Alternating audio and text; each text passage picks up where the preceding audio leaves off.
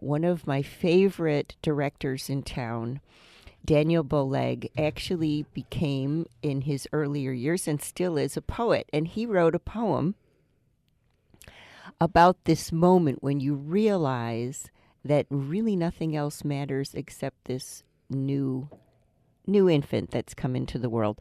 We have this new infant that's come into the world here today in our studio. She is actually in 6th grade now. But I thought I'd start the interview with a little recitation of a poem called Lyla. And the poem is dedicated, of course, to Lyla, who's here with us. And the poem goes like this: Lyla, by Daniel Boleg. My baby was born. She was not torn or scorned. She was mellow like a sweet sunflower, with soft shades of yellow. She was my love at first sight. She is my dream dreamt of every night. Like a man who stands in the desert, I would die without her. She is my daughter. I have found water. And so we welcome to the program Daniel Boleg, and that was Hello. his beautiful poem about his daughter, and Lyla Boleg. Hey. Hi, Lyla, how old are you now? I'm 11 and a half. You're 11. Did you know about that poem? Yeah, my dad showed it to me once. Just once. Okay. All right. And you know your dad wrote poetry before, and he was Yeah. in the he's stock market. He's written like 2 or 3 books. Yes. Yeah. And so are you taking after him, do you think? I don't know, maybe because in my school they had us write different 22 types of poetry, and 22 types of poetry. we had to, but I enjoyed it very much because one of my favorites was one of the free writing and Free verse, yeah. and the All for the Want of poems. Uh-huh. Was that E.E. Cummings, so the All for the Want of poems? I forgot, but I that think sounds it might familiar. be, yeah. So 22 types of poetry. I can only think of a handful. I can think of free verse, iambic pentameter, haiku. What else? There's There's I think weather poems, color my world poems, I see. So topical. Fibonacci, Uh-huh. the haikus. I forgot the others, but I know there were definitely. Do you know, it's really interesting. So I'm sure you learned this, but it's fascinating. I love poetry, love to write it, and I tried to take the structure of a poem in another language, Italian, which is iambic tetrameter, so it's a little bit different. And the rhyme scheme doesn't go line by line. It goes line, non-rhyme, and then the rhyme comes in the third line. And it's very difficult to write because it doesn't have a balance the same way our poetry. So iambic pentameter, dot, dot, dot, dot, dot, dot, dot, dot, dot, dot, dot, dot, dot, dot. And with an Italian verse, it's very different. So I thought, here, I'm going to take Dante, and I'm going to see the structure in Italian. I'm going to try to write that same structure in English. It was almost impossible because there's different languages have different structures of thought. So, I'm sure you learned all that in school. But you had to write 22 different types of poetry? Well, some of them we only wrote one, but most of them we wrote 2. What was your favorite form? You said free verse. I do like the cinquaints. Uh-huh. I think that's what they're called. Uh-huh. The shape poem was one of my favorites because we had a class pet, but now she's retired at our house. And Your class pet has retired to your house. Mhm. What's the class pet's name? Echo, and she's a leopard gecko. Ah. And a shape poem is where you can either do words and rhyme it, or just like do body, body, head, head, nose, nose, or like the parts of the body, but just in words or something like that to shape it. And to shape like your bowl or food or water. Okay, or so let me anything. see if I get this straight. So body, body, head, head. So- So it would be like, is it the end of the line that refers to that particular part of the body, or is it a subject that in the line? It's like where if you were to do a poem about your hand, you would do palm, palm, finger, finger, nail, nail, nail, finger, finger, Mm-hmm. like drawing it out, but putting the words of the limb. Okay, so it would be, for example, like cup of hand, dish of hand, digit of that cup, etc., and then you would go on to the nail, etc. So it'd be more topic. Something like that. Yeah, fascinating. It's a cool way to teach. You know, I understand also that there's a little award that you won, this Martin Luther King Jr. committee. Oh yeah, the Martin Luther King Jr. Yeah, I have a little detail on this, that you won third prize for ages 6 to 12 from Montessori Center School. Yep. What did you win that for? We were doing essays or poems. Uh-huh. I was doing a poem, but it got mistaken for an essay until we told her. And the topic was I decided to stick with love or something like that. That was well, of course, I that was decided also- to stick with love is more than something like that. That's a very important thing. So she decided that there was a poem, although it was an essay, and then you had to tell she her? thought it was a poem because of like how the writing was structured. Ah. Well, in that way, you're like your dad then, huh? They also counted that as one of my poems, so I guess I did 23 types. They counted that as one of your poems. So for this particular award, you had to go through all the 22 types? No. No. We just did the essay or poem, and then my teacher sent it, and then they picked it out or something. So I have a picture of you on stage. Is that you on stage? No. No, that's just a bunch of the kids on the awards. One of the Okay. other schools. Okay. Oh, this is the other school. So it was school by school award. Well, I mean, they put us with different schools, but that wasn't my group. Wasn't there. And what did you wear? I'm always interested in the clothes. I think I wore something nice, Mm-hmm. like a dress with I have this sort of gold sweater thing, and I think I wore that with a dress or something. Fantastic. And you were nervous on stage or no? No, not really. Did you have to memorize this or did you read Oh, it no. Only the first prize winners got to say their The- poem or essay. without paper? No, they could use paper or Uh-huh. do without paper. Because that's hard to do because when you get on stage, it tends to fly out of your head. A lot of people bring little cards or something, don't they? Yeah. So that was kind of exciting that you got third prize for that. Yeah. Did you? What happened when people applauded? I just smiled and Yeah. waved or something. You like waved. that. Or something like that. This is delightful. This is Lyla Bolig, and you know her dad is a world-renowned director who lives in town here, and I thought it would be interesting to see, through the eyes of a beloved daughter, the work of a father. So this is this show today with Daniel and Lyla Bolig. Don't turn that down. Back in a minute.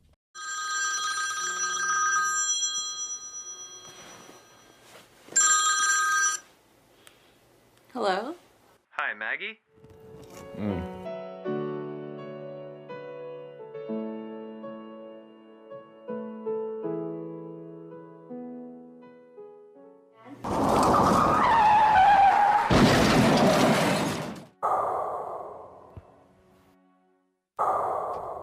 Richard, as usual, who produces the show, gave me a wonderful little lead into the next topic I'd like to talk with Daniel Bolig about, which is his film Group Therapy. And Group Therapy, that was a little bit of the trailer from Group Therapy there that we heard.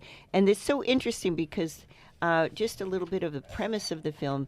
The storyline is 6 people are going through, sort of struggles, and they get together in group therapy. So we've got 6 random patients. This is the thesis, all struggling with different issues that happen in the same therapy group. They're from different walks of life and different cultures, and their issues, what they're dealing with mentally, are diverse. Their backgrounds are diverse. But the underlying thing is, with all groups, everybody's struggling for acceptance. The stars, of course, Gerald, a homeless man worth millions of dollars, lives on the streets. He searches for forgiveness in the sudden death of his 13-year, was a child 13 years ago, and this particular child, Heather, passed away. Maggie, who you heard referenced in the clip, is a beautiful Orthodox Jewish bride. She tries to salvage a marriage constructed around a fundamental untruth. she wants to know in a group, she's asking, will she ever feel true love? And the third star, Sylvester, lost his son, and he never said, I love you to his son. Can he forgive himself? And then, of course, there's three more patients, Carl, Adam, and Mordecai. They've got a myriad of emotions and demons they're trying to unravel and escape. And it's a intersected highway, reviewers have written, of psychological drama. And what Daniel did was sort of interesting because the film was so evocative that he thought, why don't I do this? Why don't I kind of launch a film festival around it? And so Daniel then, you might have seen it at the Arlington, for example. He started his little mini festival that was connected with, of course, the Arlington Film Festival. I wanted to ask Daniel, researching for the show, I found that there was a book that Daniel wrote in 2009, and it had to do with group therapy of a sort, and so he's no stranger to group therapy. So I wanted to know, Daniel, as far as the, life imitating art, your experience in group therapy, how did that enervate this particular film? Now that you mention it, I guess it did. I had never thought about it before. Oh, yeah. May I read you something from your book? Please. All right. So this is, you're talking in your book from 2009. This is a quote from your book. Just to see if I'm right here. I certainly was not alone or crazy in the group. When I realized this, it was a revelation that was unprecedented and still unrivaled. Was I crazy, or look, there's other people like me? This was always the ultimate question for the first loaded 22 years of my life. I finally had my answer. I was not crazy. I just had an illness. It was a revelation in self-esteem. I went to group therapy with Dr. Josephson, group therapy and talk therapy in general, et cetera, et cetera. I did, however, get comfort out of these sessions because I found I was not alone. I remember one man in my group. He was basically homeless. You see where I'm going with this? Yeah, you're right. But he had $1 million apartment and plenty of money. He was symptom-free from OCD until 45 years of age, when his child suddenly was killed in a car accident. After his son passed on, something in his brain was triggered. From that point forward, he was compelled to check every garbage can as he passed by for trinkets of this child that he thought he had lost. It was Manhattan, and there were 4 garbage cans at every cross street. He would never go back home. Nor would he let himself get medicated. He had simply accepted his new life. I, on the other hand, was a different story. My eyes were finally starting to open. The change in my state of mind was nothing less than miraculous. So when I discovered that little paragraph, I thought, I wonder if that was something in the subconscious as you're working on the film. Yeah, I mean, it was more than in the subconscious. I'm sure. The people in the group therapy, the homeless guy was based on a real person that was in the therapy group. Also, one other character was based on a real person in that group, and that's Carl, who lost his wedding ring and searched forever to find his wedding ring, and was also homeless.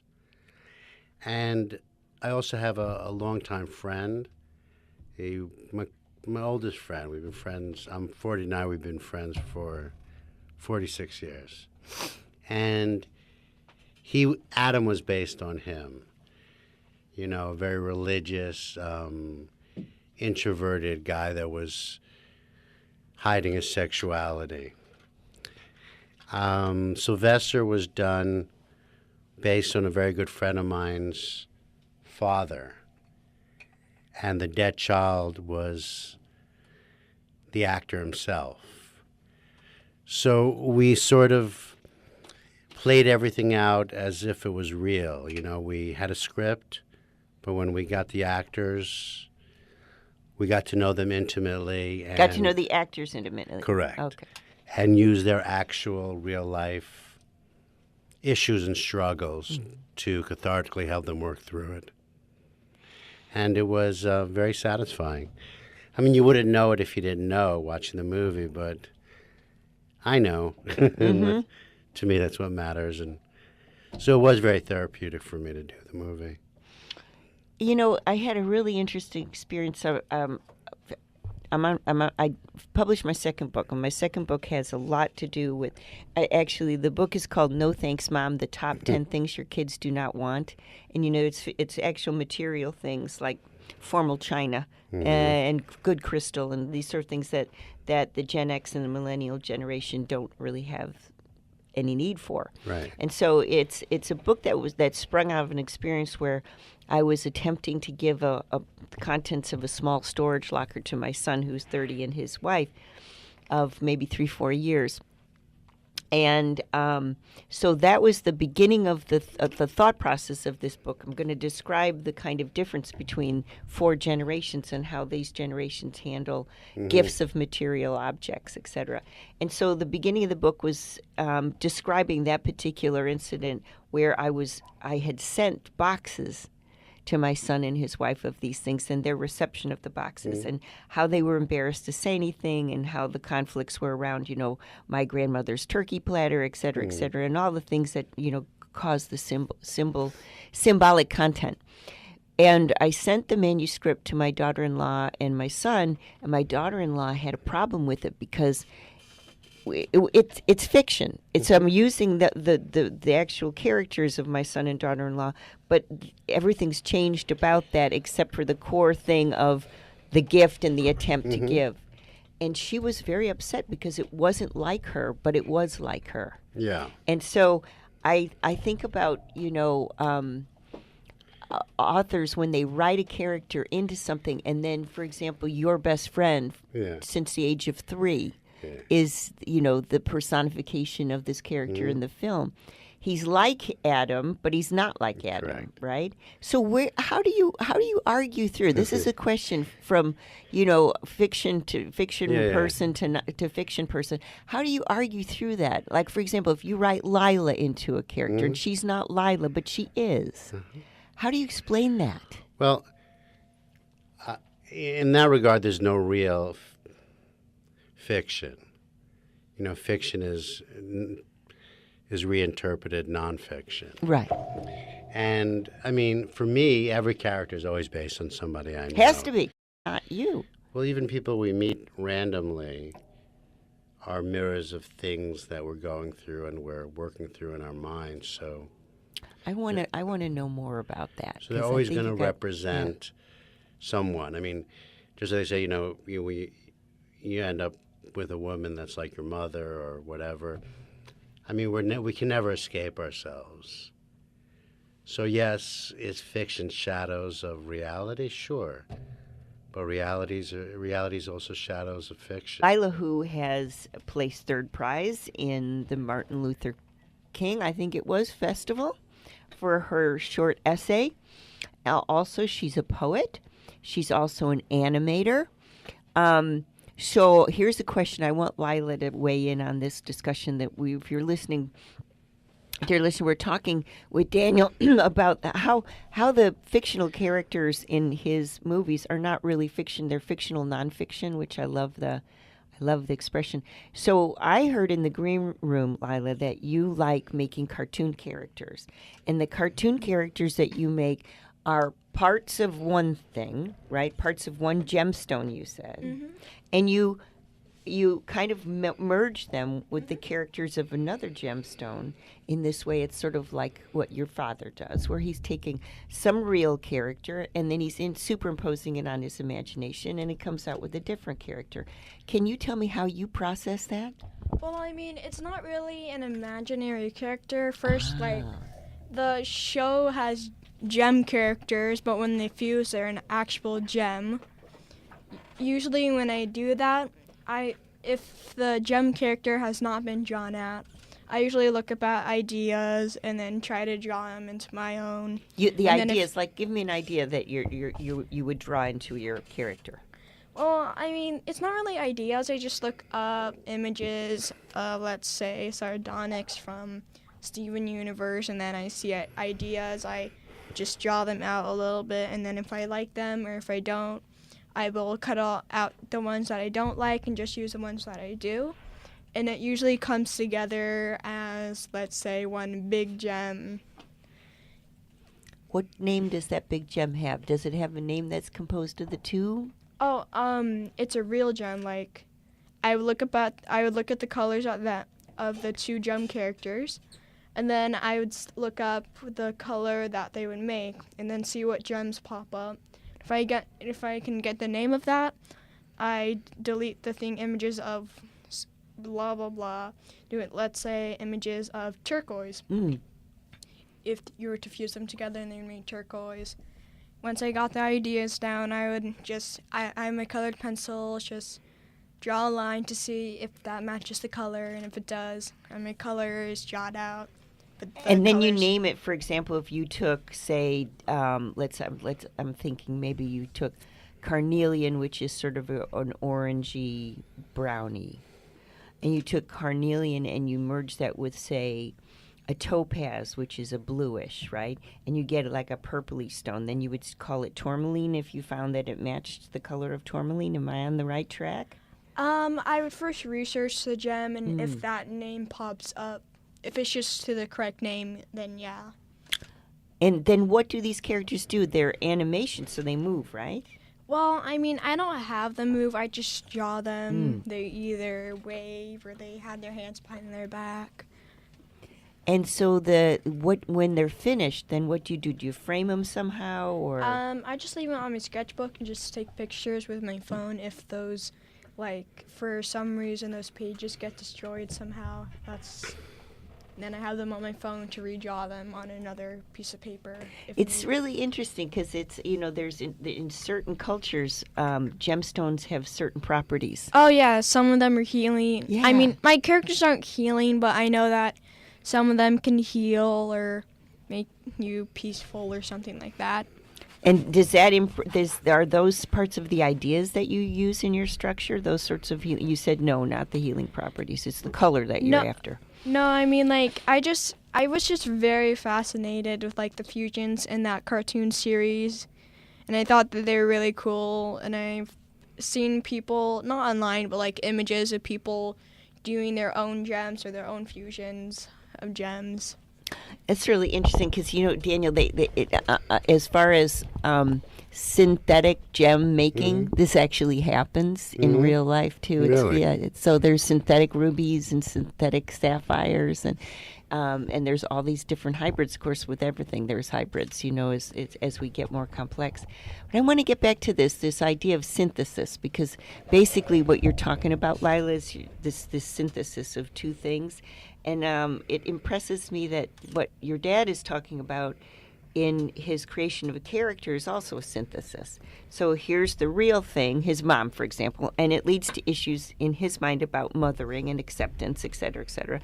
And then his mother calls him after she sees the film, "What did you do here?" Come on, I'm your mother. What did you do here? Daniel, I wonder if you talk to us a little bit about that. I'm fascinated with this. Well, I mean, for me, it was wonderful because you suddenly realize that everyone loves you, I mean, because beforehand you're just this sort of stuck in obscurity, and then someone tells you why did you say that about me? Why'd you do that? I mean, they care. They love you. I don't know if I'd go that far. I would. Yeah.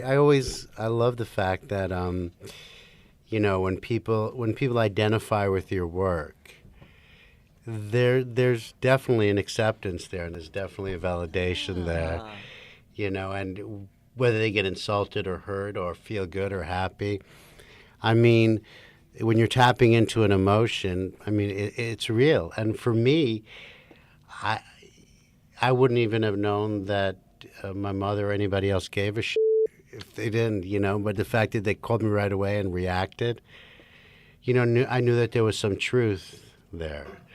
And that felt good as an artist and as a human being who's perpetually looking for love like everybody else on this planet. How did you then? What was your conversation with your mom? Was it placating her? No, not at all.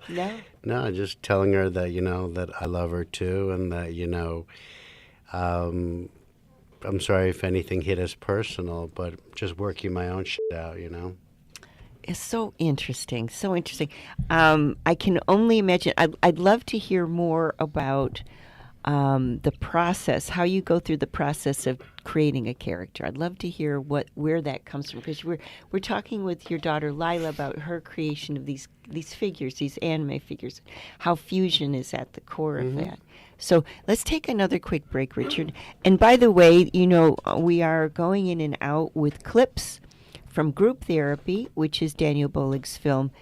Kind of was the centerpiece of a really interesting experiment in the mini film festival at Arlington Film Festival. Don't turn that dial. Back with a father-daughter team here, Lyla and Daniel Bolig.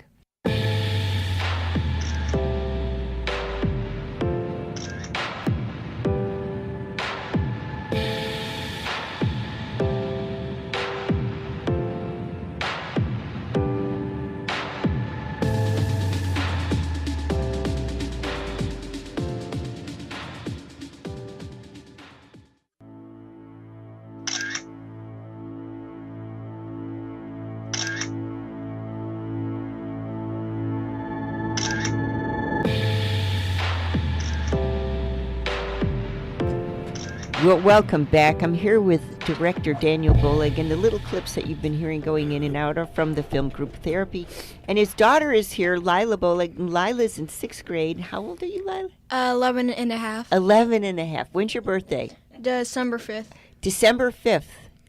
That makes you, what are you, astrologically speaking? Are you? Sagittarius. You're Sagittarius. Okay, so you're the sign of the... your sign is also, just dawned on me, a fusion sign, because Sagittarius is half woman, half horse, and then you have your arrow out there, and you're always going directly to the target. So Sagittarius is also a fusion character. Mm-hmm.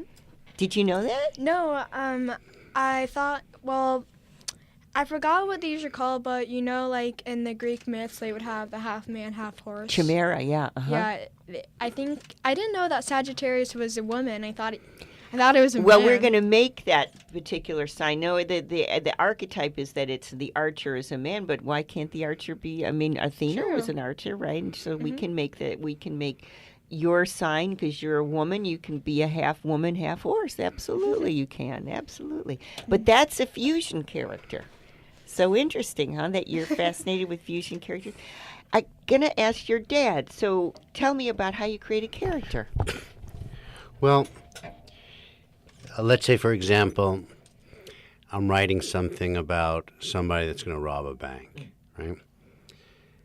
I go through the people in my mind that I think would be capable of that, would be interesting. And I use their archetype to make the decisions for the characters and to work through it. I guess I use my perception of their archetype, and... So give me an example. So you did have a film where somebody robbed a bank. Yeah. Because I saw it, and I loved it. Okay. And so now where did that character come from, archetypally speaking? You're saying... Well, okay, if I'm writing a book or a story, I'll pick someone I know that can fill in the blanks and be capable of the action. But when I'm doing the movie, I really like to take the actual actors and use their archetype in the thing. So when I did the bank robbery film, the main bank robber played himself, who was the son of a mob enforcer, and who himself was very capable of doing something like that at situation and circumstance been different. And that's how I like to do the movies. Like, you met Janelle O'Dare. A lot of what she talked about in the movie is real. Her experience with her stepfather and so forth. And you can't fake that. You can't fake that. So I think I look for the actors that can really do these type of things in real life and try to meld it into, so it's less of an acting thing and more of an exercise in what they could have been if situations were different. Wow.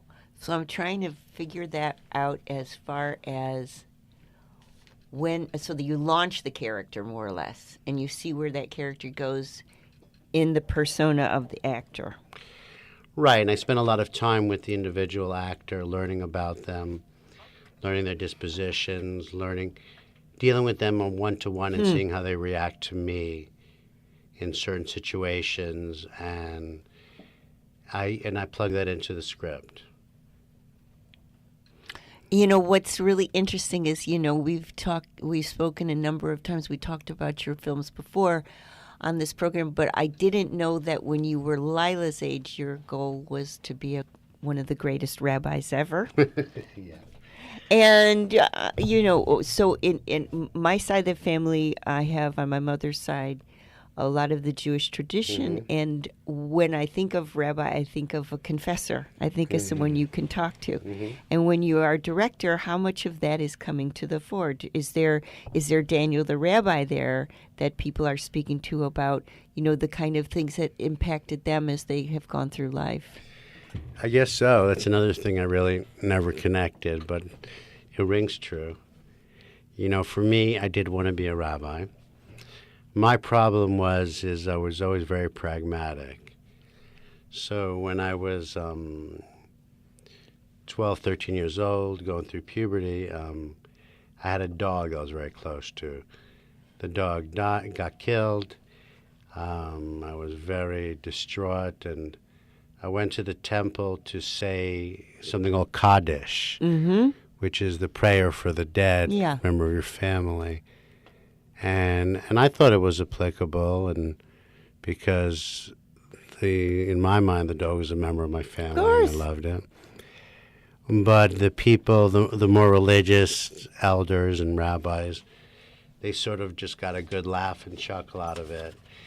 And I was very humiliated, and at that point, I sort of gave up the traditional view of God and realized that the institutional rabbi or figurehead is not really relevant if you want to help people, and because I couldn't understand any God that wouldn't accept my prayers. Yeah, well, I think the disconnect was on their side and not yours. Yeah. Definitely. Richard's giving us time. We have to go to a quick break. When we get back, I want to talk about your directing of your daughter. So she acted in your film Group Therapy as Rivka. And since we have both of you here, we have Lyla, who's 11 and a half. Have to get that in, 11 and a half. See, Lyla, once you pass a certain age, the half goes the other way. It doesn't go to the plus sign, it goes to the negative. You'll find that out. Anyway, so we have Lyla with us, Lyla Boleg, who was Rivka in Group Therapy, and that was her dad's film. So I want to talk with Daniel about the process. And she was the youngest member of the crew. Yes. Youngest talent, and I want to talk about how that felt and what the other actors felt, et cetera, et cetera. Don't turn that down. We'll be back with Daniel and Lyla, father-daughter team today.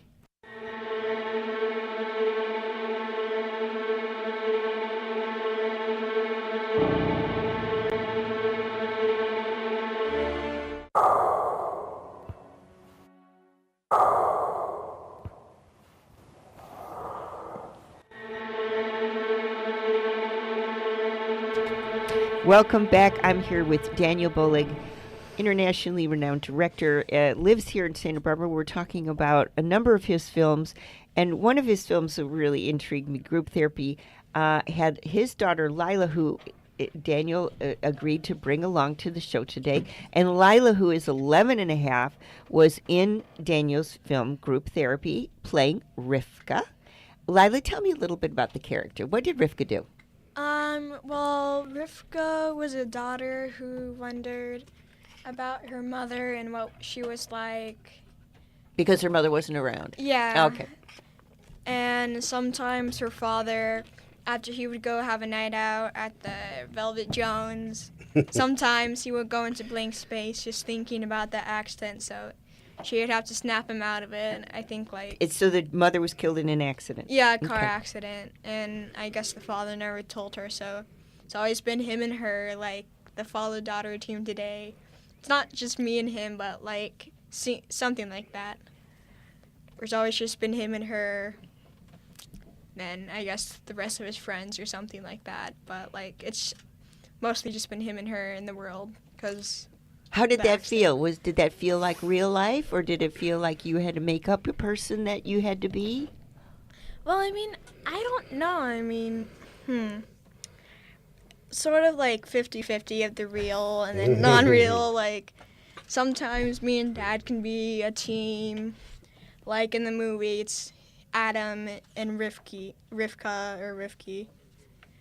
But then sometimes it's not me and Dad, so there's like a 50-50 with the non-real and the real feeling. And so how did you get yourself psyched to be in this film? In other words, did you have to really study? Did you look at the other actors' parts? What was your prep? Well, I didn't study. I just had the script and I practiced. And my dad told me and the actors that don't also follow script, just like act natural and be, let's say if you were in the actual reality of it, just make up your own words and like as if. And how did that work for you? That Were went you well. Really? That went well. So some people like to follow a script, and you're one of those people, and when you act, you like to extemporate.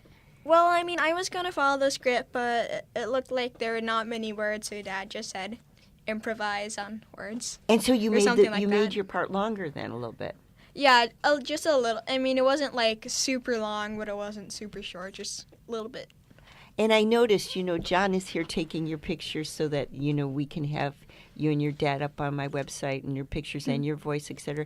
And you're very good with the camera. You don't mind it. Some people get really, especially when they're 11 and a half, they get sort of like, oh, my gosh, my hair's not right or something. But you're good with the camera. Oh, thank you. Yeah.